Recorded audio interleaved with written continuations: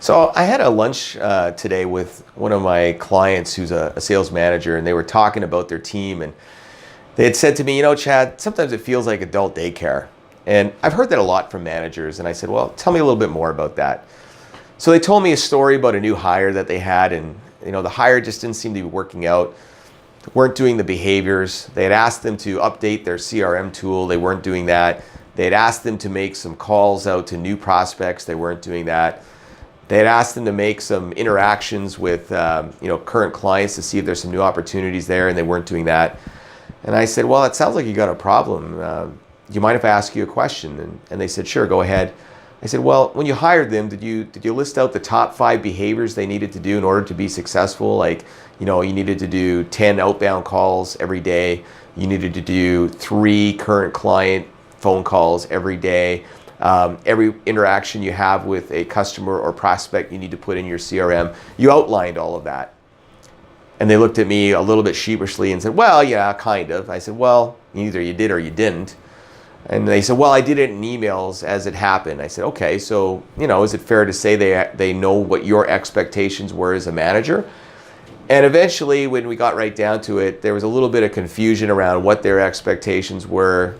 And the manager realized, man, I didn't really give them some clear expectations. On the other side of the table, though, is a salesperson who is making excuses about why they can't do something. And this is the first 3 months of their employment.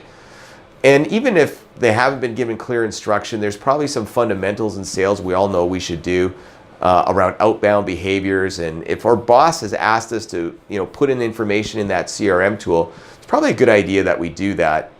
And if we don't know how to, we should probably raise our hand and ask the question. And so we had a problem here, and this person was coming to the end of their probationary period, and the sales manager was wondering if they should keep them. And that was, to me, some pretty big red flags. If the person in that honeymoon phase is unwilling or unable to do some of the basic things that we expected of them, what's the chances they're going to change? So I think there's a couple of problems here. One, the manager needed to really clearly define their expectations when they hired somebody. But I also believe that they needed to refine their sales process, because sometimes the people we hire, just because they have the title salesperson, doesn't make them an expert in sales. And frankly, we can be really disappointed. So next time you're looking around and you're looking at your team, are you setting realistic expectations for them? Do they understand what they are? And if you seem to have a lot of people who are underperforming, especially when you just hired them, do you have the right expectations, and why are you going to keep them if they can't do the behaviors right off the bat? So go out, grow your team, make sure you have lots of success, make sure you build them up, and have lots of success in 2019.